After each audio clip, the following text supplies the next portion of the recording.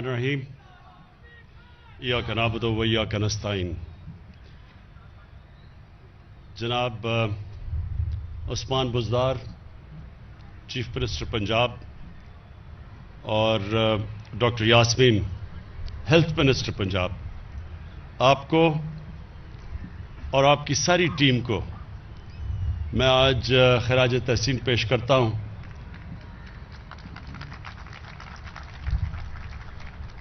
क्योंकि आपने एक बहुत इनकलाबी कदम उठाया। ये इतने बड़े फैसले हर कोई नहीं कर सकता, और ना ही आज तक किसी पाकिस्तान की हुकूमत ने इतना बड़ा फैसला किया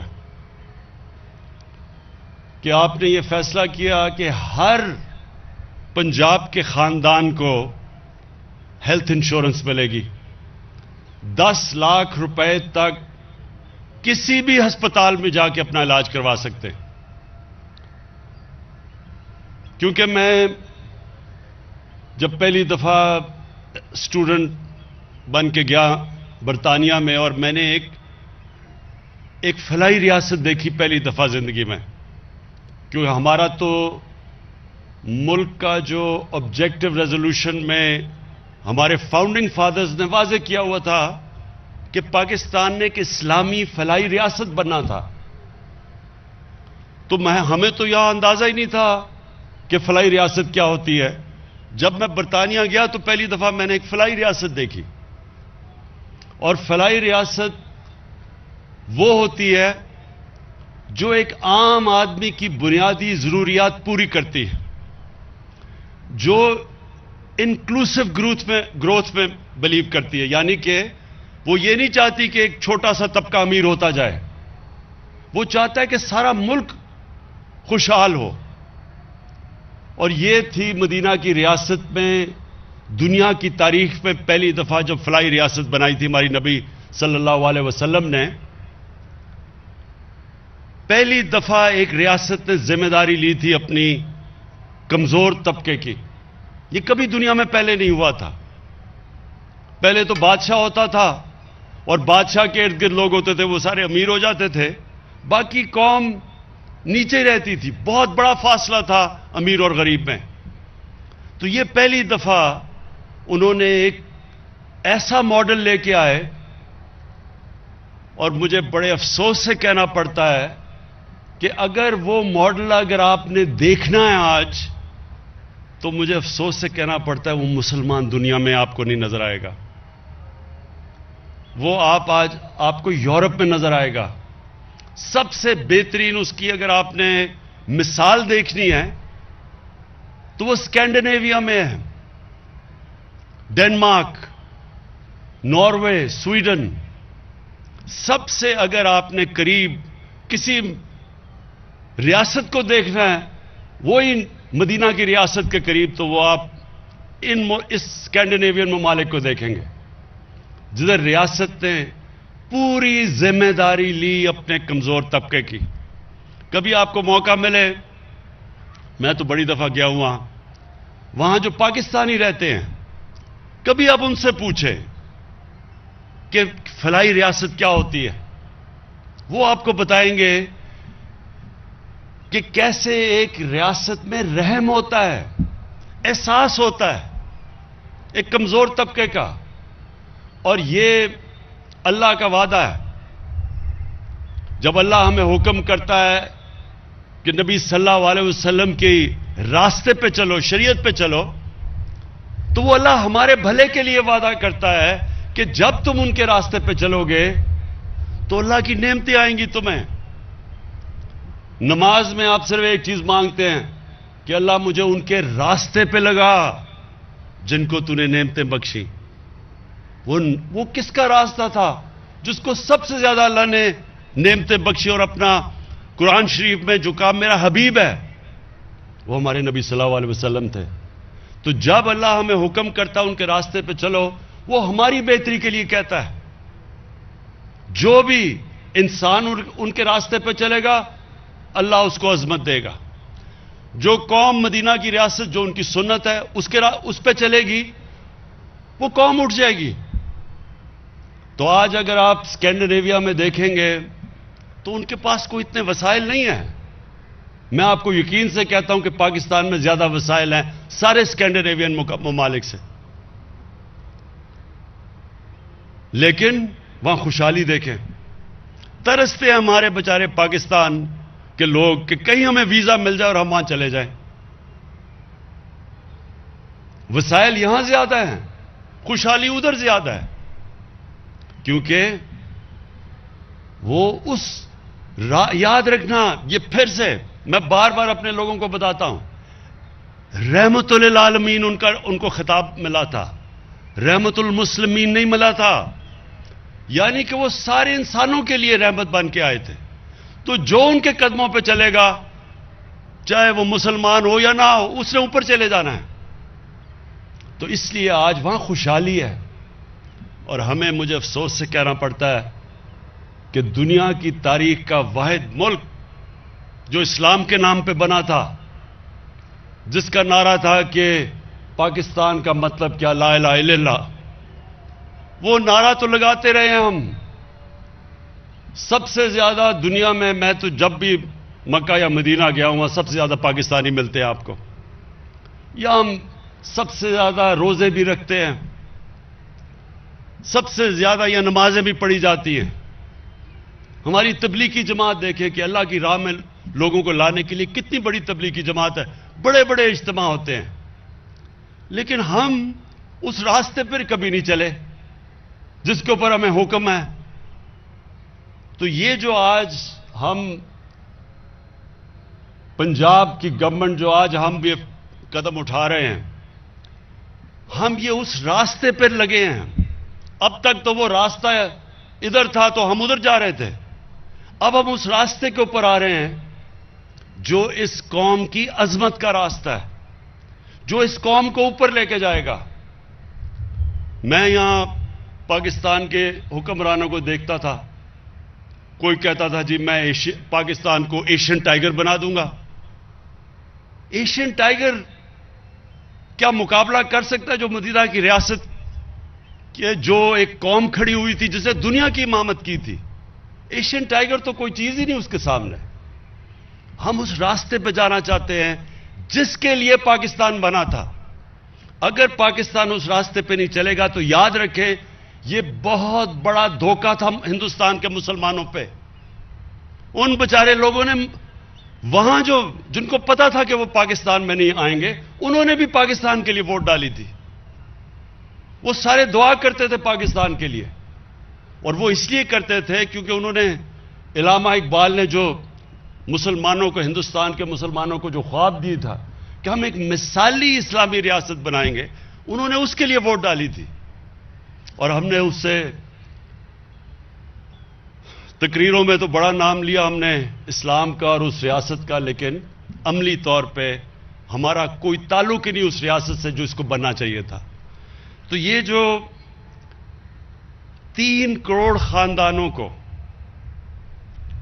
تقریباً 400 ارب روپیہ اس کا وہ خرچ کر کے ہیلتھ انشورنس جو ملے گی, میں یہ اس لیے بار بار آپ کو خراج تحسین پیش کرتا ہوں, عثمان بزدار آپ کو اور ڈاکٹر یاسمین آپ کو اور آپ کے ساری ٹیم کو, کہ یہ انشاءاللہ یہ وقت بتائے گا کہ آپ نے یہ وہ کام کیا ہے کہ ہم یہ میٹرو ٹرین اور اورنج ٹرینوں کے اوپر جتنے مرضی اتنے پیسے خرچ کر دیتے ہیں, وہ وقت بتائے گا کہ وہ کتنا فائدہ پہنچائے گی. پیسہ تقریباً اتنا ہی ہے, اور یہ اس ملک کو کدھر لے کے جائے گا جو آج آپ نے قدم اٹھایا.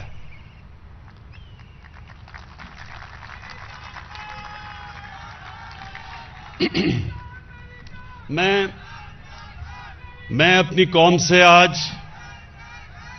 اس بڑے خوشی کے دن میں اپنی قوم سے پھر سے ان کو ایک چیز یہ بتانا چاہتا ہوں کہ دیکھیں, اللہ کا حکم ہے قرآن میں, کیونکہ ہم سارے مسلمان قرآن میں مانتے ہیں کہ رحمت للعالمین کے راستے پہ چلو. اور پھر سے میں یہ کہتا ہوں کہ وہ حکم اللہ نے ہماری بہتری کے لیے دیا ہے. ہم جب اس راستے پہ چلیں گے یہ ہماری بہتری ہے. کبھی اللہ ہمیں یہ نہیں کہتا کہ ان کی منزل پہ چلو، کیونکہ ہم ان کی منزل پہ تو نہیں پہنچ سکتے، لیکن ہمیں راستہ دیا ہے کہ وہ جو راستہ ہے اسی کے اندر انسان بڑا انسان بن جاتا ہے، اسی راستے پہ قوم اٹھ جاتی ہے.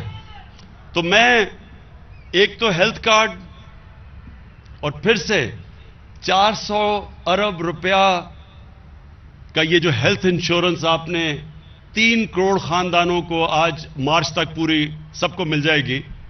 پہلے تو یہ اس ملک کی تاریخ کا سب سے بڑا قدم ہے فلاحی ریاست کی طرف. اور اس کے بعد جو ہمارا دوسرا ہے کہ ایک آدمی کی بنیادی ضروریات کیا ہے؟ سب سے بڑا برے وقت پہ گھر میں اگر کوئی بیمار ہو تو اس کے پاس یہ اس کو فکر نہ ہو کہ میرے گھر میں ماں باپ یا میرے بچوں کا علاج اس لیے نہیں ہو سکتا کہ ہمارے پاس پیسہ نہیں ہے. تو سب سے پہلے تو ہیلتھ، اور اس سے دوسری چیز کیا ہوگی کہ پاکستان میں ایک پورا ہیلتھ سٹرکچر بن جائے گا. ہیلتھ سٹرکچر کیوں بن جائے گا؟ کیونکہ ابھی تک حکومت کو پیسے خرچ کر کے ہاسپٹل بنانے پڑتے ہیں. ابھی عثمان نے آپ کو بتایا سی ایم نے کہ کتنے زیادہ انہوں نے پیسے خرچ کیے ہیں. کبھی پاکستان کی تاریخ میں کسی صوبے نے اتنے پیسے نہیں خرچ کیے ہاسپٹلز بنانے کے لیے. لیکن اب آپ کو ہاسپٹل، گورنمنٹ کو پیسہ نہیں لگانا پڑے گا ہاسپٹل بنانے کے لیے. اب لوگ خود آ کے پرائیویٹ سیکٹر ہاسپٹل بنائے گا. ہمارا کام ہے پرائیویٹ سیکٹر کی مدد کرنا، ان کی سستے داموں پہ ان کو زمین دینا، ان کی جتنی بھی اکوپمنٹ پاکستان میں نہیں بنتی ڈیوٹی فری باہر سے آنے دینا، ان کو انسینٹیوز دینا کہ وہ اپنے ہاسپٹل بنا سکیں.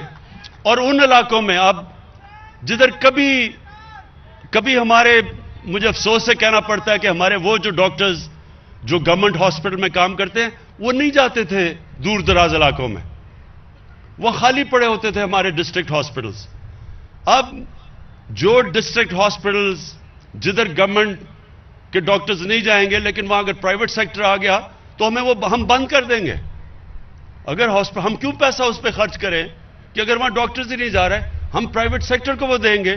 کیونکہ ہمارا تو مقصد یہ ہے کہ ہر پاکستان کے دور دراز علاقے میں ایک عام آدمی کو علاج ملے، تو اس کو تو مفت علاج ملے گا ہیلتھ کارڈ سے.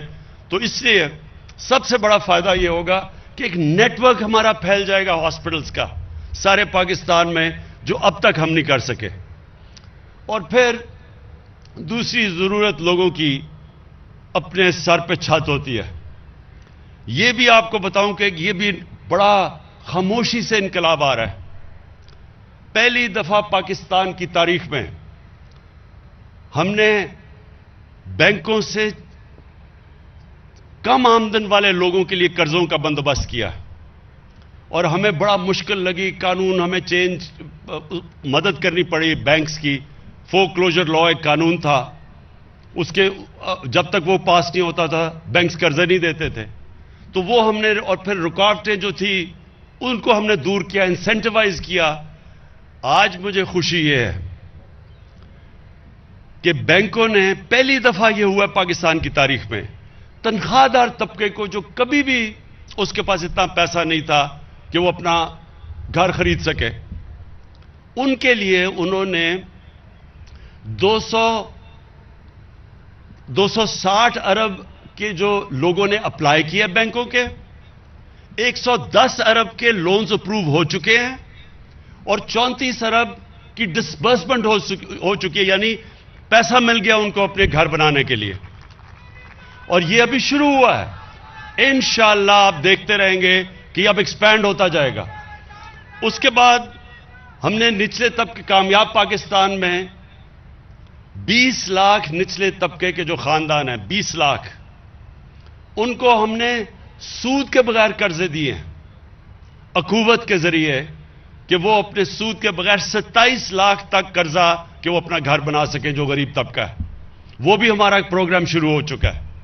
اور پھر ہم نے احساس کے نیچے جو احساس راشن ہے، اس میں ہم نے آدھی اپنی آبادی کو 54% پاکستان کے گھرانوں کو ہم راشن دے رہے ہیں کہ آٹا، گھی اور دالیں جو عام آدمی استعمال کرتا ہے، وہ جب بھی لینے جائیں 30% ان کو سبسڈی دی جائے گی ان 3 چیزوں کے اوپر، آٹا، دال اور گھی کے لیے۔